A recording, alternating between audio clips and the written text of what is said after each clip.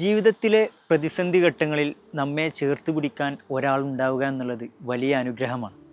പ്രവാചകൻ സല്ലല്ലാഹു അലൈഹി വസല്ലം തങ്ങളുടെ ജീവിതത്തിലെ ആ വലിയ അനുഗ്രഹമായിരുന്നു ഖദീജ ബീവി റളിയല്ലാഹു അൻഹ. ഹിറാ ഗുഹയിൽ നിന്നും ആദ്യ ദിവ്യബോധനത്തിന് ശേഷം ഭയന്നുകൊണ്ട് വീട്ടിലേക്കെത്തിയ പ്രവാചക തിരുമേനി സല്ലല്ലാഹു അലൈഹി വസല്ലം തങ്ങളെ ഖദീജ ബീവി സ്വീകരിച്ചത് ഇപ്രകാരമായിരുന്നു: ഒരിക്കലുമില്ല, അല്ലാഹു തആല ഒരിക്കലും നിങ്ങളെ നിന്ദിക്കില്ല. കാരണം നിങ്ങൾ കുടുംബബന്ധം പുലർത്തുന്നവനാണ്, പാവങ്ങളെ സഹായിക്കുന്നവനാണ്, ആരോരുമില്ലാത്തവർക്ക് തുണയാകുന്നവനാണ്, അതിഥികളെ സൽക്കരിക്കുന്നവനാണ്, സത്യത്തിൽ ഉറച്ചു നിൽക്കുന്നവരെ പിന്തുണക്കുന്നവനാണ്.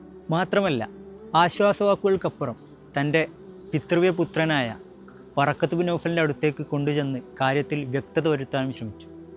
വർഷങ്ങൾക്കു ശേഷവും പ്രവാചകരുടെ മനസ്സിൽ ആ ഒരു സാന്നിധ്യം മായാതെ കിടപ്പുണ്ടായിരുന്നു.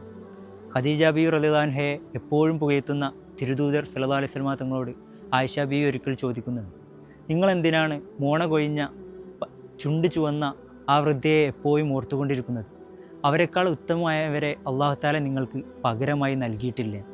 അപ്പോൾ പ്രവാചകൻ സല്ലല്ലാഹു അലൈഹി വസല്ലം തങ്ങളുടെ മറുപടി ചരിത്രമായിരുന്നു: ഇല്ല, അല്ലാഹു തആല അവരെക്കാൾ ഉത്തമമായവരെ എനിക്ക് പകരമായി തന്നിട്ടില്ല. ജനങ്ങൾ എന്നെ നിഷേധിച്ചപ്പോൾ അവൾ എന്നിൽ വിശ്വസിച്ചു. ജനങ്ങൾ എന്നെ തള്ളിപ്പറഞ്ഞപ്പോൾ അവൾ എന്നെ സത്യപ്പെടുത്തി. ജനങ്ങൾ എനിക്ക് സമ്പത്ത് നിഷേധിച്ചപ്പോൾ അവൾ അവളുടെ സമ്പത്ത് കൊണ്ട് എന്നെ സഹായിച്ചു. എനിക്ക് മറ്റുള്ള ഭാര്യമാരിൽ നിന്നും സന്താനങ്ങളെ തടഞ്ഞപ്പോൾ അല്ലാഹു തആല അവരിലൂടെ സന്താനങ്ങളെ നൽകി.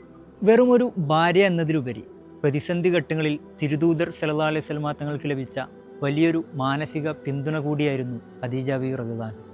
ആ ഒരു തണലും പിന്തുണയുമാണ് പ്രവാചകരുടെ മനസ്സിൽ ഖദീജ ബീവിക്ക് മരണമില്ലാത്ത സ്ഥാനം ലഭിച്ചത്.